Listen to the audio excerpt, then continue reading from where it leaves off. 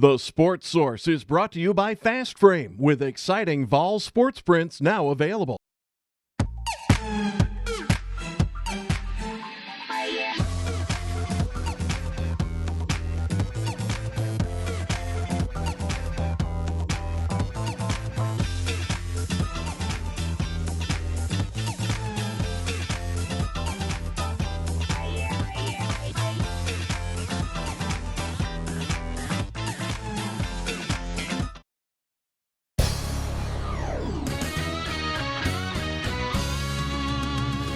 You are watching East Tennessee's first and only year-round sports talk show on television.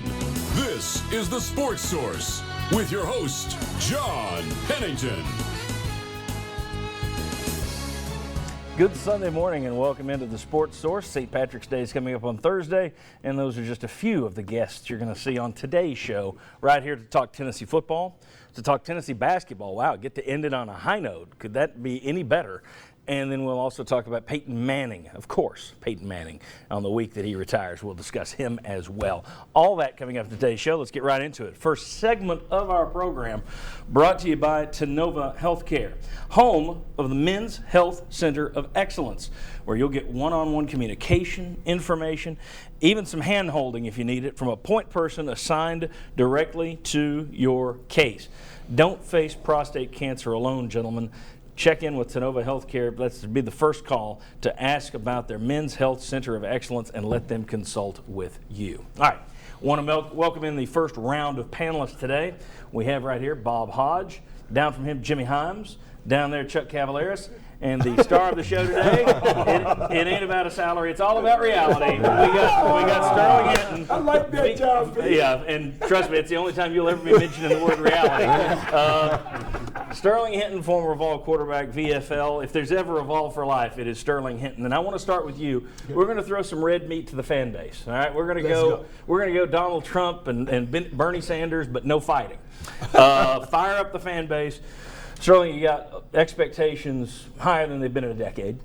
You've got players over there with a target of championships. That's the goal. You also have possible distractions floating around. You're around the team quite a bit. Talk to me about the attitude, the focus of Team 120 compared to what you've seen in the past. Better, worse, consistent? What are you seeing? It's scaling up. I mean, what you got to understand is we got a lot of players on this team that are legacy players. So they have their parents tell them that's what's expected of Tennessee football. You're expected to win championships. And these guys are grabbing that thing by the horns and they're really taking it to heart. They're working hard. They're working with a championship effort. I got to tell you, I'm excited about this football season. How much of an issue is it, guys, that you've got so many, and let's be honest, you see this at schools all over the SEC.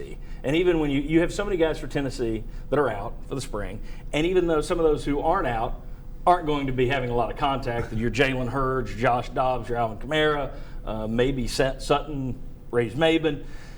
How much does that slow down the growth in spring that you've got guys you can't let get out there and just tear it up? Or does it at all? I think it slows it down a little bit on defense, and here's why. You got 5 defensive linemen that are out. You got a couple of the defensive players that are out. It's because you got a new defensive coordinator. Now, if Jancic were back, I think that would mitigate it a little bit, but I would be a little bit concerned that Shoop is in here running a little bit of a different scheme, trying to figure out who can do what, and you've got so many defensive players out. That may impact them a little bit. Well, I think spring is more about development to me. So, I mean, if you do have some guys out, I think it's almost a good thing. I mean, it gives some fresh face. Yeah, I think it gives you a chance. You know what a lot of the guys can do. Even if it isn't, you know what a lot of your proven guys can do. In a new scheme? In a new scheme. You know what they're capable of doing on the field is what I'm saying. You know what they've been doing in the weight room. So to me, it gives somebody that's got a chance to get on the field, they get to show that during this time of the year. And then when you get into the fall camp, then, yeah, to me, that's when it really ratchets up. Oddly enough, I agree with Chuck. I think that Mark it down. It's a rarity. March 13th. Having some of these guys out, you get to look at the guys who aren't going to get as many reps. I also agree with Jimmy. I think having a new scheme, you're going to be slowed down a little bit. But at the same time, spring practice is a little bit slower than the fall practice. I mean, you can sit there and go over the really, really fine points. It doesn't ratchet up like it does in August. But I think it does. Having some guys out and having guys that you don't get to see as much during the fall, I think it may help you just a little bit and mitigate the hurt that you have. I'm on one other point of why I don't agree with y'all. Is that in 2005, when Tennessee was the preseason number 5, they had 20 people that missed spring ball because of surgeries. And I think that impacted the next year. Now, I know it's not as many this year. Right. I just think when you take a lot of people out of the equation, it could have a negative impact. Well, it can, but at the same time, it's not like they're not at practice or they're not taking notes and they don't know what's going to be expected when it is their time to What get is out there. 11 guys out? It's double digits. I think it's 10 or 11 It's that 11. are out. Including 10 for injuries and 1 for suspension. Right. All right. We mentioned Bob Shoop there. Jimmy mentioned Bob Shoop. Good reports on Bob Shoop after 4 days. I think everyone expected that. You get a new coordinator. Everyone loves the new coordinator. Everyone talks about what he does. He's a teacher, more than a yeller. Okay, great. But the guy that I think has gotten more pizzazz with his name, he did on the recruiting trail when he got here. It was a surprise hire, a guy that probably was going to be a head coach somewhere, had been an interim coach in Miami. That's Larry Scott. Yeah. Larry Scott is hitting it on the recruiting trail, but he's also been a big hit, Sterling, with the players over there early on. Well, he's got the juice. I mean, he always talks about the juice. He's an exciting coach, and he relates to the players on that hype level. And they listen to him. I mean, the guy is a proven head coach. He's an interim head coach. He's a great guy as far as being a player's coach. Then you got Coach Shoop, Shoop, doggy, dog. That's my man. I mean, so we got additions to the staff that, I think is going to be a great plus for our football team. Did you really just say Shoop, doggy, dog? Shoop, yeah. I'm just saying. Yeah. Shoop, baby. Yeah, all right. Keep it going, That's to quote Monty Python's Holy Grail. No singing. No singing. All right. Larry Scott, we'll show you this later in the show in case you missed it, but Larry Scott this week on Twitter tweeted out something that got people all fired up regarding an orange helmet. We'll discuss that a little later.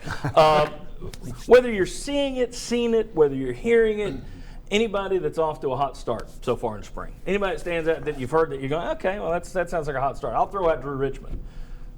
From what I'm hearing, Drew Richmond, looking pretty good so far.